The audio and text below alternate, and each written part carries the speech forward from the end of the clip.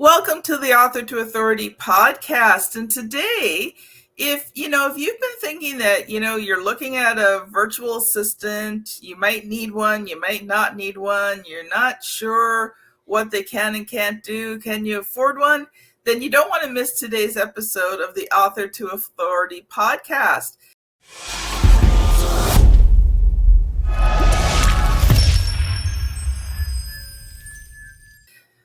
Oh, I hope I say this correctly.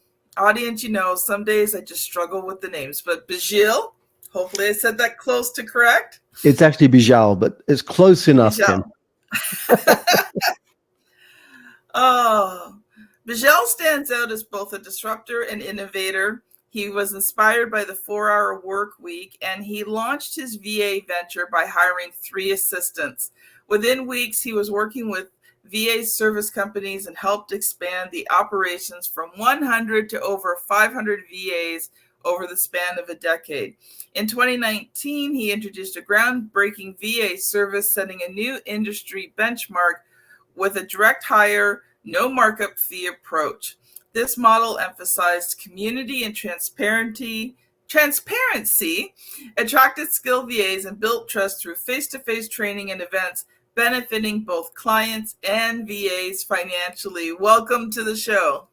Thank you so much for having me. I'm looking forward to sharing some of the secrets of what I've discovered over the past 15 years almost in this industry. So I guess the first and probably the most obvious question to ask you is, we think about VAs, but obviously you're going to share some secrets, but is it really beneficial, when you're a consultant, a professional, a speaker, coach, entrepreneur, solopreneur, that category of people, is it really beneficial to bring on VAs into your company? It would be insanity not to.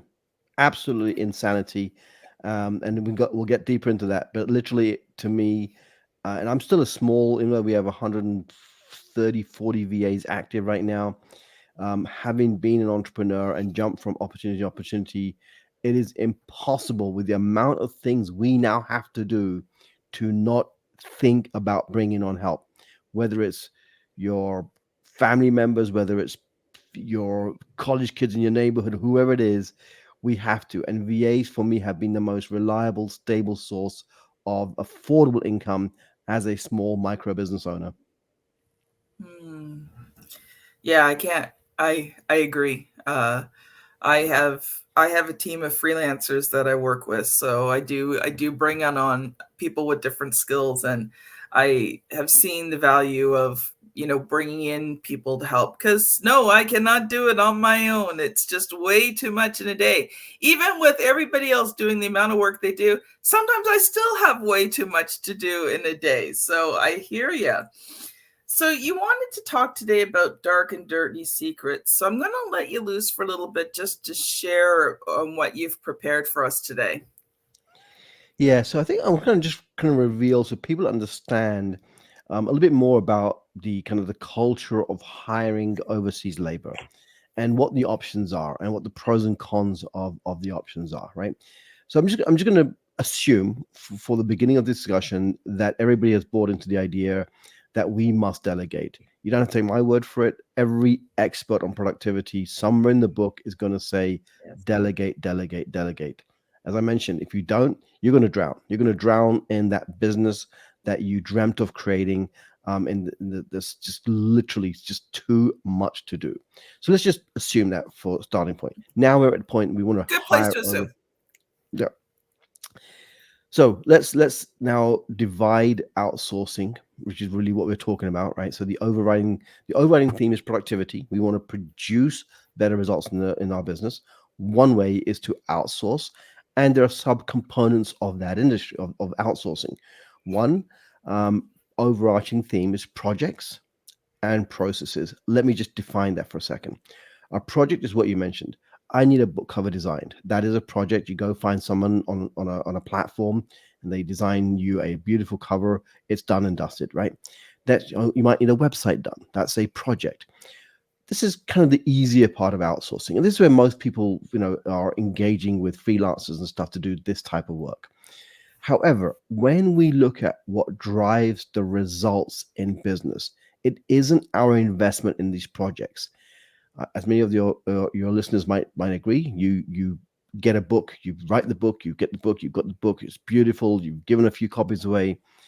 Most of the time, that doesn't bring in the income.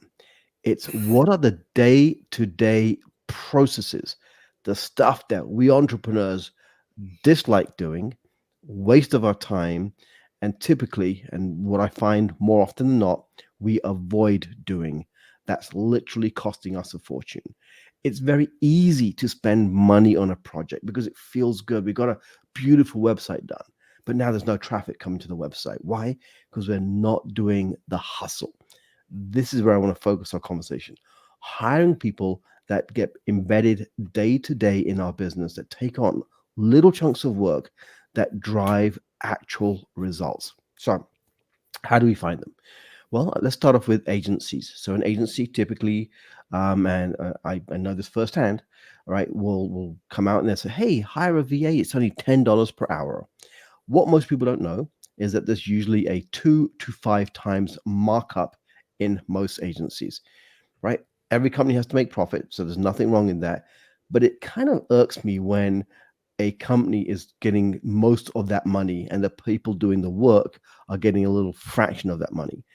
Quite often, very reputable agencies are paying as low as $1.50, $2. This is what I call barely survivable rates for the VA. Mhm. Then sometimes we get smart. We say, hang on a second, why am I paying 10, 12, $13 per hour when all these gurus, all these books, the for our work, we says, hey, you can get a $5 per hour VA. Then they might let the agency go. Quite often they start to talk to the VA they're working with. Hey, if you come work with me directly, I'll pay you a little bit more. And so this and kind of violating the terms of their agreements with these agencies. But it happens. Sometimes the VA goes to the client. Hey, client, I'm only getting paid $1.50, $2. What if you hire me correctly? Again, they're breaking the terms of their employment, and often they can get into very serious trouble by doing that too. So that's the thing. Now, the benefits of an agency, of course, is they help you with the hiring, they help you with the onboarding. If there's challenges, they should be helping you with that. And they don't always provide training and growth opportunities for the VA. They say they do, most don't. Okay. Then we get smart. So, you know what? I think I could go and do this by myself. So we go to some Facebook groups where there's literally tens of thousands of VAs. Sometimes we go to something like onlinejobs.ph and we start our, hey, let me just hire a VA by myself. It can be very overwhelming. You really don't know what you're going to be getting because what they tell you in their resumes is not often reflective of what they've really done. Sometimes they have what in the industry we know as a front face, which is basically someone who's better spoken. They know they can kind of ace the interview, and then they basically delegate it down to their cousins, brothers, sisters, uncle, aunts, and stuff. So that goes on in industry as well. Also, they're not often compelled to do their own learning. So there's no kind of enforced learning on them apart from maybe what the client gives them to learn. And sometimes when things go wrong, the VAs literally will just disappear, right? So they're not very good at handling challenges. And sometimes rather than handle a challenge, even if they'll be out of money, they literally basically just cut off communication. And then there are freelancer sites like we talked about where you can go and hire the specialist. So this is really what people are not aware of. Now, let me just go back to the rate for a second, Kim. We always look at what is a good, decent lifestyle rate, like that allows them to not only just put food on the table, they can pay for their dental treatment, medical treatment, take a vacation, buy nice things. So this is where we start our conversation with our team of VAs. What do you guys want to earn? Right? You set the rates because how we've changed the model is we actually allow clients and VAs to actually connect directly. They pay the clients pay the VAs directly, but we provide that support system that I believe both sets, and we call them both sets of clients, the paying client and the serving client. So that just kind of gives you a real high level understanding of where we've come from in the way we approach this industry. There was so many things in there that uh, I've either experienced, heard of. It really rang true, and I think there's always this balance, right? When you're entrepreneur, solopreneur, you know, consultant, professional speaker, you've got all these things to take care of, but half the time you're barely paying yourself enough salary. So it's not that you don't want to pay someone, a fair wage for their work, but you're also trying to balance out, you've got to pay your own bills. And in some instances, and there's been times in my business where I'm paying my team members more than I'm making myself. Now, I recognize that is an important stage in the business because I couldn't expand the business without bringing on more people, but I wasn't quite ready, but I was ready. It was very confusing time for me. But there is that struggle because, yes, okay, if I could get somebody for $1, $2, $3 an hour, would that make my life a lot easier as an entrepreneur? Yeah, it sure would. But by the same token, I don't want someone working and not being able to feed their family or, go to the doctor when they need to. It's a tough place to be in. It is absolutely understandable. And the way I look at it, Kim, it's you're going to get what you pay for, right? So if you and remember, we're talking dollars difference here. We're not talking, 10, 20, $30 difference. What I'm saying is that there's a difference to the VA's life between being Mm, able to earn, say, a $2 per hour and say $5 per hour, right? So mm, we got to look at it from a different lens for a second, right? To us, it's like, well, $3 per hour. What does that really equate to? Given an average month, maybe a couple of $100. But what are you getting for that, right? You're getting a VA that doesn't have to go in and work extra hours to make up the difference, right? And a lot of mm. times when you're paying $2, they are having to moonlight and extend their work hours to 18 hours, 20 hours per day because it's just not enough. And the reason I know that is because I talk to the VAs daily, right? I said, hey, what's fair to you, right? Remember, sometimes if the VA is not working consistently for you, maybe a few hours here, a few hours there, they've got to go hunt other food, right? They've got to go hunt Yes. other jobs. Now sometimes you want the VA to respond to you, but they've got this other commitment they've made to some other client, and now that puts them in a really awkward position. So we got to look at it from, hey, we need, as business owners, reliability, consistent, Mhm. and a happy workforce, right? And that's kind of where I come from. And sometimes it's literally as different $1.50, $2 per hour can make all the difference in their world. And they say, great, this is enough. I'm good with this. And let me now serve you with the amount of hours. And the one thing we know, as you just said, Kim, we are on tight budgets entrepreneurs. I don't care whether you are a billionaire company or whether you're a first time entrepreneur, we have a budget that we have to work to. And as you said, we've got to pay ourselves, hopefully, in the course of all this, right? So what we started to kind of pioneer is, what about we call it the $5 a day VA. Now it's a little bit of a marketing kind of hook here. Obviously you're not going to get a VA for the whole day for $5, but think about this. If you're listening, what is that one thing that if and don't put it in terms of time per se, right? But a VA jumps on a call with you or they do something for you every single day that will move the needle in your business. Generally speaking, for a lot of us kind of micropreneurs, solopreneurs, I would suggest it's probably an income producing support system or something that they can take off your plate that gives you that hour back to go maybe make more sales calls or go and Marketing, attend more networking, right? So a $5 marketing. marketing, right? A $5 per That's day VA. it's usually marketing and sales that Usually, yeah. fall to the ground, right? Well, I think for 80 to 90% of people I talk to, it's generally something in that area. And where this idea came from, I, like many, maybe some of you listening, would attend networking events, right? And then we get all these like connection requests or whatever, and now we've got this follow-up stuff that we have to do, right? And that becomes tedious. We've got to enter the information somewhere, maybe go connect with them on social media, yada yada, right? And a lot of times, and I'm going to put my own hand up here. This is why I started my company in this with this idea. I wouldn't do it. I'd get busy. The next call comes, the next appointment comes, and now I've got this backlog of follow-up. And now it's the end of the week, and it's like, oh, I don't want to do it on Friday.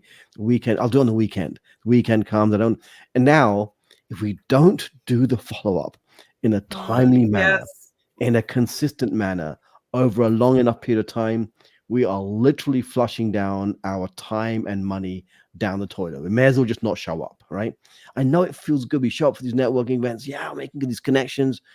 I can tell you how horrible people are at follow up. Even when they said, "Oh yeah, I want a VA," I said, "Great, here's my information." Crickets, nothing. Yada, and then I'm trying to hunt them down on social media, saying, "Hey, you said you're interested," and never hear back. Like follow up is one of our banes of our existence as entrepreneurs.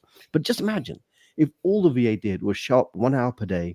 Say, "Great, Kim, what did you do yesterday? Who do I follow up with?" And said, "You know what? Oh, now you've asked me the question. Let me tell you, there was Daryl and there's Bob and there's Sarah." And I said, "Great, send me their information. Take a picture of their business card," right? So literally an hour per day, you're getting all that stuff done, having that communication, and that's their only job. They put that in the database, they follow up with them, send a text message on your behalf, whatever, connect with social media. Now you can get back to what you enjoy doing. This is where I start the conversation with so many entrepreneurs who've never outsourced. They're scared of hiring a VA. I said, let's just nail it down to a few things a VA can do. And you said, usually in the area of marketing and sales, that will start to move the needle in your business. A couple $100 a month, right? So a couple $100 a month, that is one super valuable investment. People go, oh, Yeah. $100 a month, $200 a month. I said, you just spent 997 on a course that's sitting on your hard drive that you've never gone through. Think about where you are spending your money. You go to an event, you go to a workshop, you get mesmerized in a 90-minute sales conversation. You spent 997. You don't even know the login and password, right? Let's face the facts. And I said, and you're arguing about a VA who actually come and start doing the work. Give them the course if you can find your username and password. Let them go through it. Let them extract the nuggets and tell you, hey, Kim, this is what I need so we can start to implement this in your software. Talk about software. How many software programs do we have access to that we don't actually even know, that we're not using, right? Because we don't like that stuff. We got to get honest with ourselves and just start saying, look, we've made these investments in platforms and courses and software. We're not using it. Great. Let's start with that conversation. Let's see if we could get somebody in for 1 or 2 hours per day. Could they be using that stuff on our behalf? And what difference would it make to our income? Uh, you know us so well, don't you? It's funny because it's true. And I think a lot of it is perspective. Now, I've kind of gotten past the point where I just shell out money and I hear the great sales call and I just shell out money. I'm kind of past that point, been in this long enough. Like, it's got to be either something I really need or, I just very rarely buy that stuff anymore. After a while, the shiny object syndrome's just not so shiny anymore. But I can't say I haven't done it because I have. But it is perspective.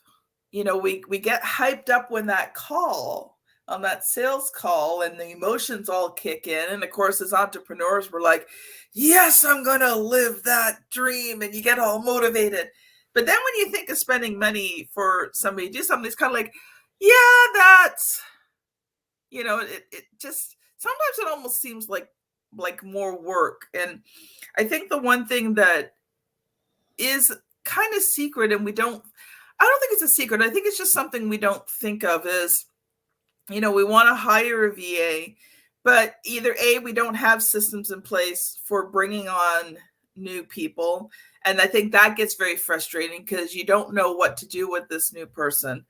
But secondly, it's, establishing the time to properly onboard that person so that they become a valuable member of the team. And one of the things that I've had to learn to do as a business owner is recognize that when I bring on new team members, specific positions, some positions my book project manager now handles, that's her job to onboard those people.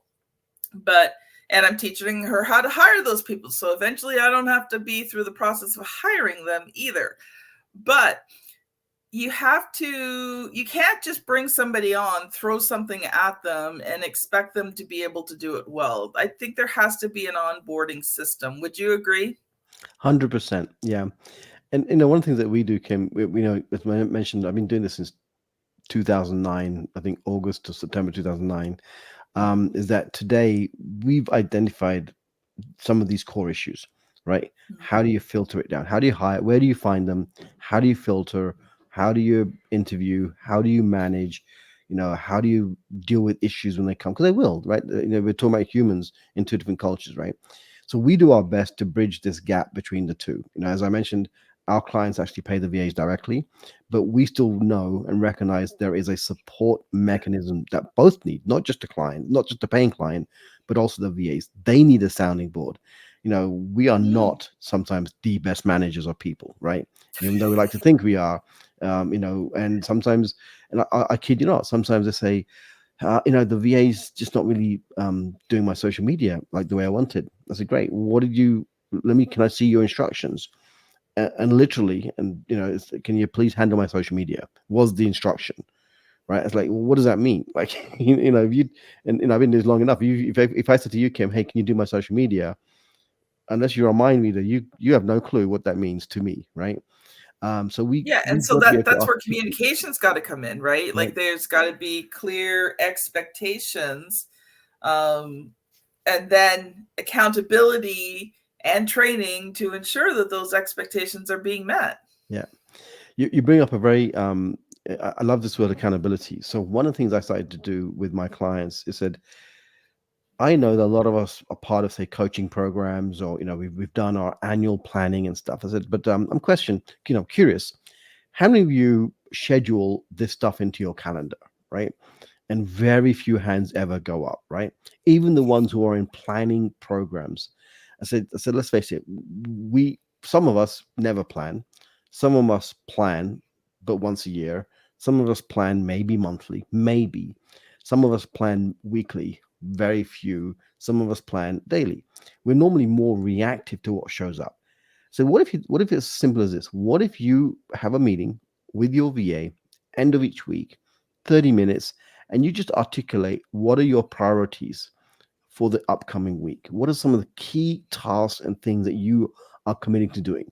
Let's just put this into writing a book for a second, okay? And let's say, great, this week I want to write chapter one, or maybe an outline of the book. And the VA is going to say, great, Kim, when do you want to allocate time to do this? Other words, when are you committing?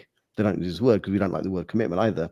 When are you when are you committing to do this thing that you said that you really want to get done this week?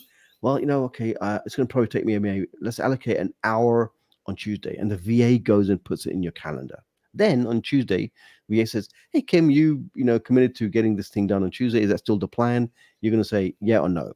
If it's a no, when we like to meet to move it to which other day in the week, right? If it's a yes, they check back in with you end of the day. Hey Kim, did you get that thing done? And Kim's going to say, "Yep, I got it done." Or Kim's going to say, "Yeah, no, that Costco run took a little bit longer than I planned for." Right now, because we have to either um, verify what we said we're going to do or bullshit ourselves about what we said we're going to do, that feedback loop that you're doing with a $5 per day VA or a $5 per hour VA is invaluable. People do not understand the value of just having a human being that they can articulate what they are committing to, what they want to get done, and getting that support for scheduling, managing, and that accountability. If all a VA did was simply show up and help you with that, most people would be far more productive than just trying to figure out by themselves. That's what I call a non-tasking VA. And usually, your EA or whoever you hire can play that role too. But I say, people ask me, Bijal, if there's one thing a VA could do for you, I say, more than doing things for me, holding me accountable to getting shit done. Yeah, we'll have to take out a couple of words there. We do have a clean reading rating here, so Things done. uh, not a problem. Uh, Yeah, and it's funny that you said that because when I bring on a new book project manager, so she manages all of the projects, and I tell her straight out, listen, you're going to have to kick my behind from time to time. I get busy doing stuff because there are things that I do have to do. So, and I don't always go and look at the list of the things she gives me to do. So I'm like, you have my permission to remind me until I get it done. And she'll text me. She's like, Kim, did you see this? No. She's like, well, can you get it for me? Okay. And then you put it in. But I like that too, the accountability part. And I think for some people that's important. I find for me, I'm highly motivated. I don't usually need a ton of accountability. It's just more I actually have to go check the list of things she wants me to do. So once she reminds me, I get it done, and we are good to go, and we have a great relationship because she knows that she can remind me. Yeah. And I rarely meet a lazy entrepreneur. I usually find entrepreneurs that have a hard time prioritizing and picking things Mm, that move the needle in the business, right? And a lot of yeah. times there is an aversion to income generating activities, aka marketing and sales, right? So we put some of these things off, and we tend to gravitate towards more creative and fun stuff, and thus we find ourselves pouring a lot of time, effort, and money into those things. And then we kind of like, oh, I'm not making much money in what I'm doing. And I say, show me your calendar and show me whether either you or your team are doing these income generating activities. Yes. And quite often the calendar does not reflect that, and thus the bank account doesn't reflect it either. So true. We're going to switch gears here because we're getting closer to the end of the show. So I'm going to ask you the question. You have been in a couple of co-author books, but I'm going to ask you the question that I ask people who have not completed their own book yet. So are you ready? Yeah, yeah. So if you were to write a book to build your business, what would you write about? I'm writing actually three books now, that since you asked the question. Okay, so two are directly related. So one is a productivity book. It's a parable based book. I'm going to tell you exactly how I'm going to write this book, and I'm going to be very transparent. And I'm going to actually put the transparency in the book. So the way I'm writing this book, I'm actually going to use AI. Surprise, surprise, right? But in a very different way. So the parable is about a entrepreneur who's struggling, procrastinating, not doing the right things.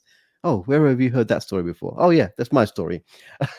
And he encounters a portal where it portals in to the universe of bees, and he sees how bees are productive, efficient communicators. They delegate the task, etc. And he discovers the wisdom of the bees and then brings that back and applies it to his business, right? That's the overall. Now the way I'm going to write this though is the oracle. I basically had my VAs um, create transcriptions of 52 of the top books in productivity. So when the readers go through the book, they'll actually be able to access this oracle of information that we're using AI to basically create, and actually have an interactive experience with all this productivity wisdom from some of the masters of productivity. So that's kind of one AI interaction. The other part of this is there's a lot of books, business books, that are actually being written on the wisdom of bees and organizations. So we're going to use that database to basically create the knowledge of how bees are productive in a business sense. Then another source of information is going to be the hero's journey. So using algorithms and using the storyline that is obviously my storyline, we're going to create this very interactive, immersive experience for the reader. So that's one book. That's going to be on productivity. The other book is more on outsourcing. Like, so it's called Delegate or Drown, and basically it's principles of hiring, firing, managing, VAs, but just from my experience. So that's the other book, and both they were going to be in one book, and then I just decided to do them as two books. But the VAs are playing a very critical role in helping me write both the books, because there's a lot of research and knowledge which I'm outsourcing to them, while I focus more on the creative aspect of the book writing. So, and then of course there'll be book funnels, and they'll funnel into what we do on the back end, which is our VA services. So, are you open to a suggestion? Of course. Okay. I don't have, okay. I don't have anything against AI, but if you're, and this is where I specialize, if you're writing a book to build your business and you want to really be seen as that go-to expert, I don't think AI is going to give you the combination of your voice and your unique message that you really need for your book to cause you to stand out as sort of that thought leader in the industry. Now, that doesn't mean that you can't use AI for research and different things, but you already have a powerful message. Like your half an hour here on the show already has already shown me that you've got a lot of your own thought leadership. You have a unique way of saying it that's very attractive. And I think if you use AI too much in the book, you're going to lose your voice. And then when people connect with you after reading your book, it will be a very obvious disconnect. And so I highly recommend that maybe use AI for research and use your VAs to do the research. But I think you would actually be better off to either A, write it yourself, or B, find a ghostwriter who can really capture your voice, because it is unique in a very good way and it's attractive. Cool. I'll take that into consideration. In all fairness, Kim, we don't have time to get into the how of writing the book, and I didn't share that. But the oracle is what I was talking about, not the book itself, right? So the oracle Okay. information is based on 52 uh, books on productivity with very highly sophisticated, modeling, which gives the reader a totally unique experience of the book. So the story is what I'm writing, but the oracle, where the productivity wisdom is kind of pulled down from the Ethernet, is the AI experience. There you go. All right. Well, we are pretty well out of time today. So, what I would love for you to do is to share a final thought with us. And if people have enjoyed this conversation, they've got a tremendous amount of value out of it, and they're like, oh, I need to check him out because I need a VA, how can they connect with you? Yeah, absolutely. I've written a kind of a very simple guide, that walks you through 6 questions that really helps you kind of understand, identify where you might have a starting point in delegating work to a VA. Even if you have a VA, it's just still very 6 powerful questions. If your listeners go to Be Epic outsourcing.com. You can pull down that guide, and there's a short 9-minute video that also tells you more about what we do, how we do it, how we're unique and different, and our direct pay, no markup fee model. And if we're a good match for you where you're at right now, you can go ahead and schedule a call with one of our team members, and they can explain more. But the guide is really useful because it really gets you thinking in terms of prioritization of where's the best use of my funds right now when it comes to hiring a VA. Love it, love it, love it, love it. Thank you so much for being on the show today. It's been a joy and a pleasure having you. Thank you so much for having me. Audience, it's that time again. If you've reached this point in the show and you're wondering where to go next, I recommend that you go back to episode 490, Time Savvy Marketing for busy entrepreneurs. If you are on YouTube, you know the routine. My daughter has placed the thumbnail here on the screen. I love being able to help and support her in her journey in life. If you're on your favorite podcast app, you're going to be scanning back probably about 20-ish episodes, not too far today, but it's another great episode that's going to help you move your business forward and make it bigger, better, stronger, and do it faster. Thanks so much for listening, and we'll see you on the very next episode. Bye now. Bye for now.